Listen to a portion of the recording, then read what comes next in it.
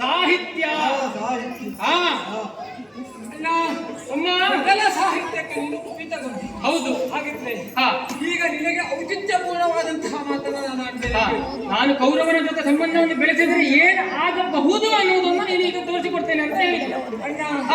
ಮನೆಯಂಗಳದ ಕಲ್ಪತರುಗಳು ಅಂದ್ರೆ ಮನೆಯಂಗಳಲ್ಲಿ ಬೆಳೆಸುವಂತಹ ವೃಕ್ಷವು ನಾವು ದೇವರು ಎನ್ನುವುದಾಗಿ ಪೂಜಿಸುತ್ತೇವೆ. ಹೌದು, ಕಲ್ಪಿಸಿಕೊಂಡು ಬದುಕಿದವರು ಬಾಗಿದವರು ಅಂತಹ ಕಲ್ಪವೃಕ್ಷದ ತೆರನಾದ ವ್ಯಕ್ತಿ ನಮ್ಮಲ್ಲಿರುವಾಗ ಆ ಕಾಡಿನಲ್ಲಿ ಬೆಳೆಯುವ ಕಾಸಕದ ಮರಕ್ಕೆ ಯಾಕೆ ನೀವು ಆಸೆ ಪಡ್ತೀರಿ ಅಂತ.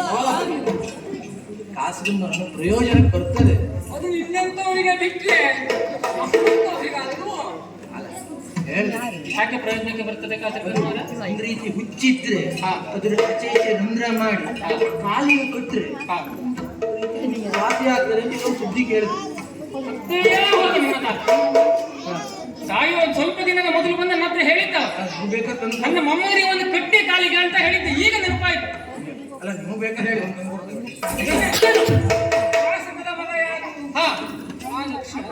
ತೆಂಗಿನ ಮರ ಯಾರು? ನಮ್ಮ ತಂಗಿಯಾದಂತಹ ಸುಭದ್ರೆಯ ಮಗ ಅಭಿಮನ್ಯು ಇರುವಾಗ ಅವನ ಯಾಕೆ ಅಣ್ಣ ಯಾಕೆ ಈ ರೀತಿಯಾಗಿ ಸಿದ್ಧಾರ್ಥ ಇದ್ದೀರಿ? ಮತ್ತೇನೇನು ಇರುವ ವಿಷಯವನ್ನ ಹೇಳಿದ್ದೆ. ಮದುವೆಯನ್ನು ನಿಶ್ಚಯ ಮಾಡಿ ಆಗಿದೆ. ಹಾಗಿದ್ರೆ ಮದುವೆಗೆ ನನ್ನನ್ನ ಕರೆಯುತ್ತಾ ಇದ್ದೇನೆ. ಹೌದು, ನಾನು ಬರಬೇಕು ಅಂತ ಆದ್ರೆ ನಮ್ಮವರೆಲ್ಲ ಬರ್ತಾರ? ಹೇಳಿಕೆಯನ್ನು ಕೊಟ್ಟಿದ್ದೇವೆ, ಬಂದರೂ ಬರಬಹುದು. ಎತ್ತಲು ಕುರುಕುಲ, ಎತ್ತಲು ಎದುಕುಲ, ದ್ವಾರಕೆಯಲ್ಲಿ ಇದು ಕುಲ, ಹಸ್ತಿನಾವತಿಯಲ್ಲಿ ಕುರುಕುಲ. ಈ ವೈಭವವನ್ನು ನಾನು ಕಾಣಲಿಕ್ಕೆ ಅವರೆಲ್ಲರೂ ಬರ್ತಾರೆ ಅಂತ ಆದ್ರೆ ನಾನು ಬರ್ತೇನೆ. ಇಲ್ಲದೆ ಹೋದ್ರೆ ಇಲ್ಲದಿದ್ದರೆ ಈ ಮದುವೆಗೆ ಬರುವುದಿಲ್ಲ. ಇಲ್ಲದಿದ್ದರೆ ಈ ಮದುವೆಗೆ ಬರುವುದಿಲ್ಲ.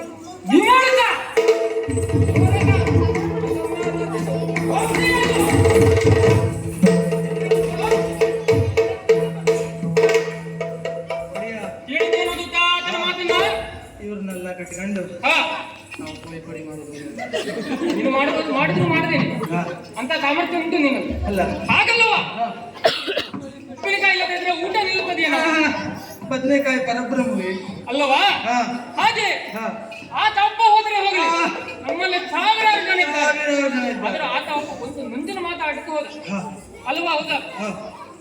ಏನು ಎಲ್ಲರೂ ಬರ್ತಾರ, ಎಲ್ಲರಿಗೂ ಹೇಳಿಕೆಯನ್ನು ನೀಡಿದ್ದೀರಾ ಎಂದು ಹೇಳಿದ್ದಾರೆ. ನಾವೆಲ್ಲರಿಗೂ ಹೇಳಿಕೆ ನೀಡಿದ್ದೇವೆ ಅಲ್ಲವಾ? ನಾವು ಆಮಂತ್ರಣದಲ್ಲಿ ಬರೆಸಿಟ್ಟಿದ್ದೆ ಹಾಗೆ ಗುರು ಹಿರಿಯರ ನಿಷ್ಠೆಯಿಂದ ನಿಶ್ಚಯಿಸಿರ್ತೇವೆ ಅಂತ. ತಂದೆ ತಾಯಿ ಏನಂದ್ರೆ ತಂದೆ ತಾಯಿ ಅಪ್ಪ ಅಮ್ಮಂದ್ರೆ ಅಪ್ಪ ಅಮ್ಮ ತಂದೆ ತಾಯಿ ಹಾಗೆಲ್ಲವ, ತಂದೆ ತಾಯಿ ಅಪ್ಪ ಅಮ್ಮ ಎಲ್ಲವೂ ಕೂಡ ಸಮಾನಾರ್ಥಕ ಪದ, ಎಲ್ಲರೂ ಮುಂದೆ. ಹೊಡಿಯಲ್ಲ ಮಗನ ಗಂಡ ಅಂದ್ರೆ ಅದು ಏನರ್ಥ? ಹಾಗೆ ಆದ್ರೆ ಯಾರು ಬರ್ಲಿ ನಾವು ಮಾಡಿ ಮುಗಿಸುವ. ಏನ್ ಹೇಳ್ತೀರಿ? ಹಾಗಾಗುವುದಿಲ್ಲ, ತಂದೆ ತಾಯಿಯಿಂದ ಕರಿಬೇಕಲ್ವಾ? ನೋಡುವ, ತಂದೆಯಿಂದ ಕರಿ. ಇವತ್ತು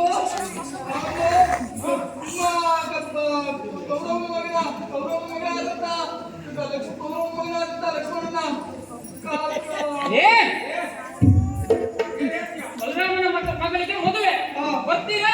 ಅಷ್ಟೇ ಕೇಳಿ ಸಾಕು.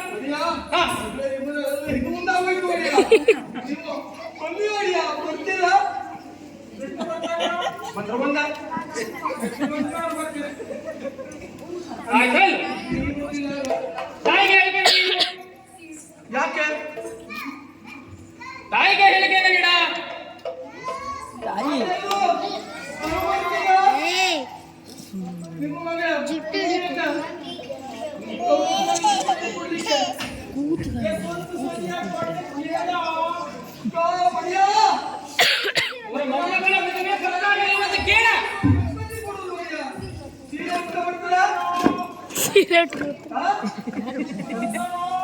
ಬಂದರು ಬಂದ ಹೇಳಿಕೆಯನ್ನು ಕೊಟ್ಟಿದ್ದೇವೆ.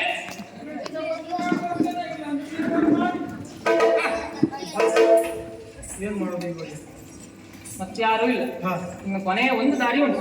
ಕೃಷ್ಣನ ಹೆಂಬಳೆಯನ್ನು ಒಂದು ಸಲ ಒಂದು ಮಾತಿನ ಕೇಳಿದ್ರು, ಬರ್ತಾರ ಇಲ್ಲ? ಕೃಷ್ಣನ ಹೆಂಗಳೆಯರು